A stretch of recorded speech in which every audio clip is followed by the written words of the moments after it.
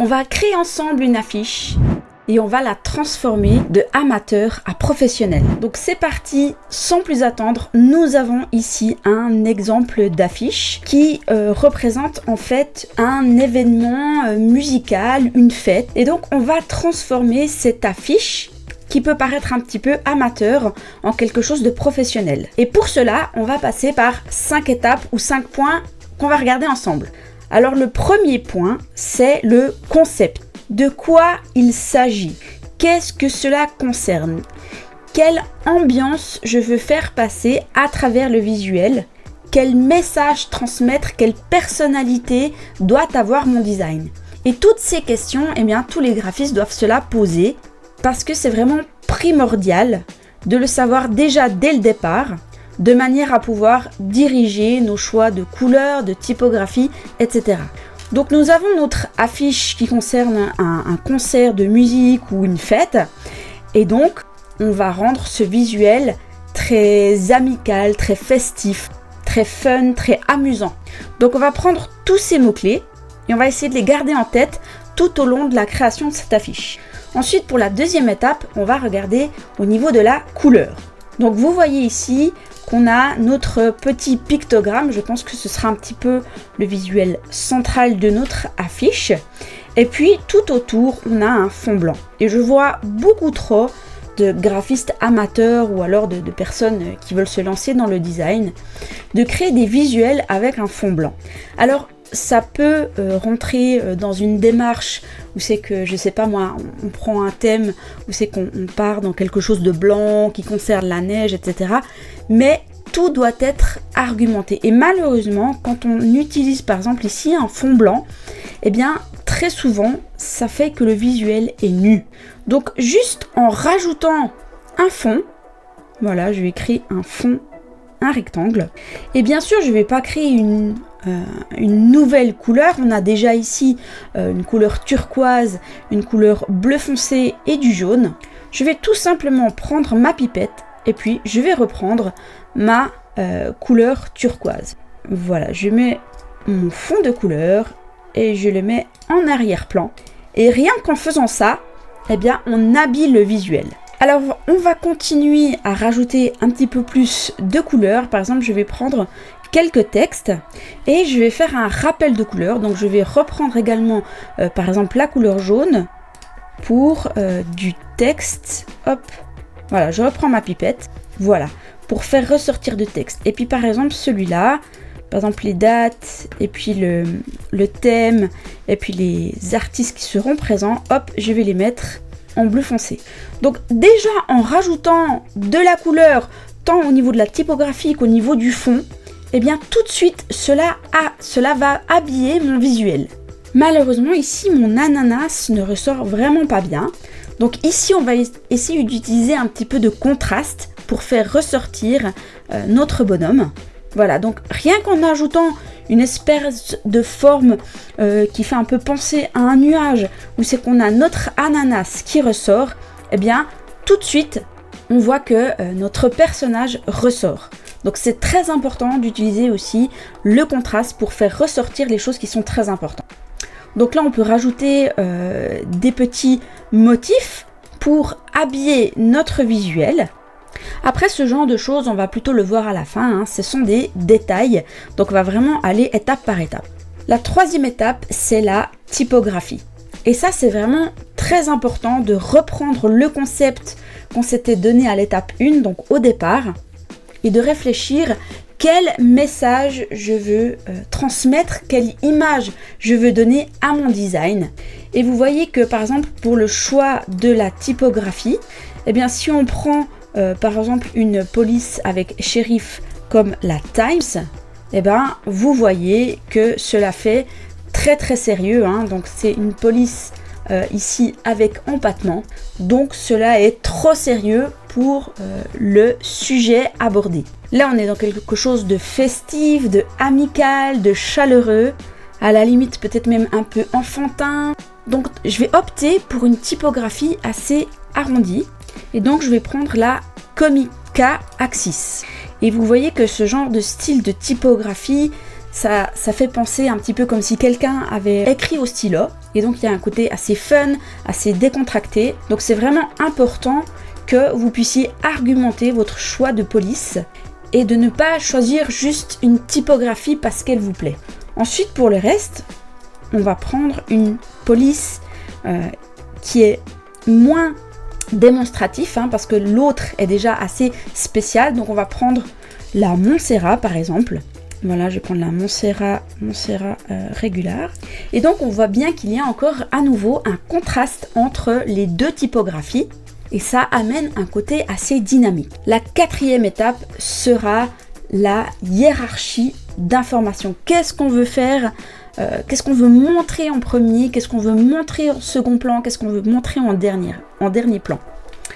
Donc ce qui est très important, c'est surtout notre ananas. Donc je vais l'agrandir de manière à ce qu'il ait beaucoup plus d'impact. Ensuite, au niveau de la typographie, je vais définir qu'est-ce qui est important et qu'est-ce qui l'est moins. Alors en parallèle avec la hiérarchie, je vais également trouver un équilibre ou alors penser au niveau de l'alignement. Et par exemple, mon point de focale va être ici central, de par mon ananas.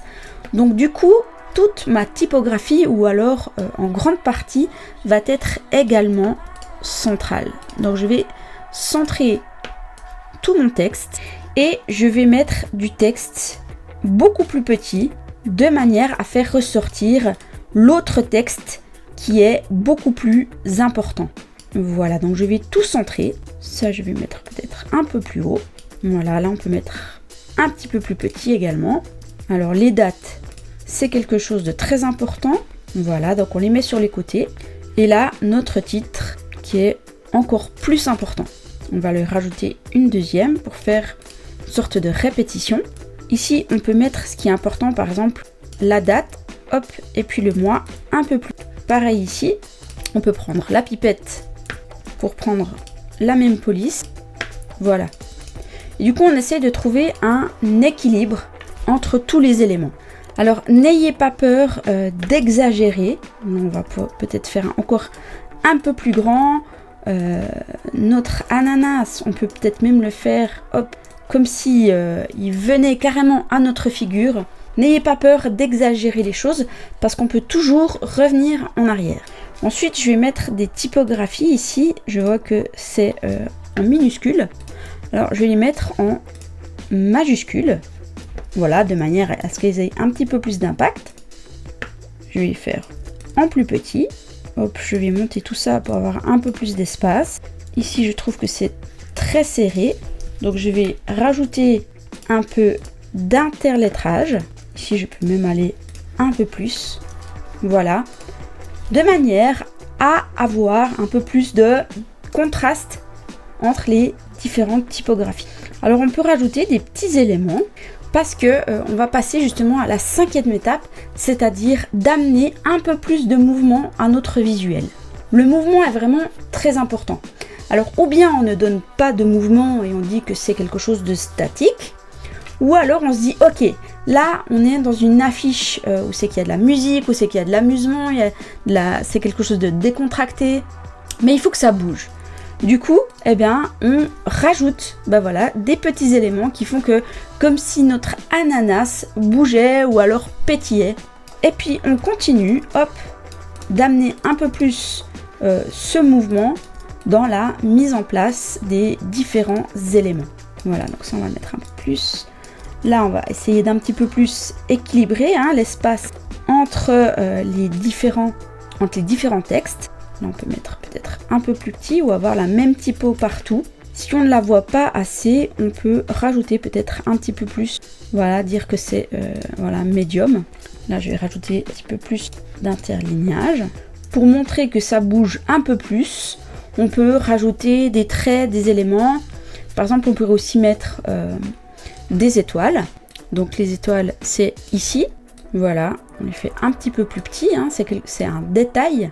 C'est quelque chose qu'on doit voir en dernier. Et vous voyez que les petites étoiles, tout simplement, ce petit détail vient habiller un petit peu le visuel. Voilà, on en met un petit peu partout pour que ça bouge. Ce qu'on peut faire également, c'est d'amener du mouvement dans la typographie. Donc typiquement, ce genre de choses tout autour ici, on peut venir aller dans déformation et puis on va venir, hop, la pencher un peu plus. Et on voit que tout de suite, ça change la dynamique du visuel. Voilà, donc on peut venir mettre ici, hop, et hop. Et là, on commence un petit peu à rechercher et d'aller un petit peu plus dans le détail, justement pour faire ressortir certaines informations. Voilà.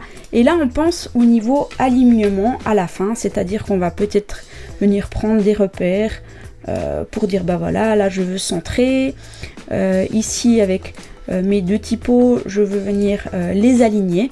Et ce qui est très important, en plus du mouvement, en plus de la hiérarchie, en plus de l'alignement, eh bien c'est surtout de faire respirer notre visuel.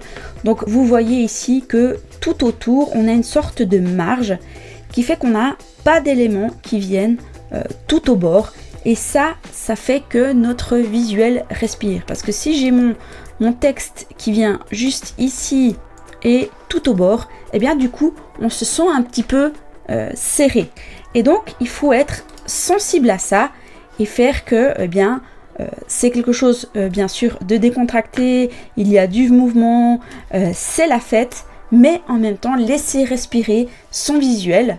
Et on voit que ici le résultat est vraiment beaucoup mieux qu'au début. Au début on avait quelque chose de un petit peu vide, un petit peu nu, où c'est qu'il n'y avait pas de mouvement. Et là, on voit que nos éléments, par exemple, sont vraiment centrés au milieu et qu'il y a tout autour des éléments qui font qu'il y a du mouvement. Et on a notre ananas qui ressort et qui prend la première place dans ce visuel.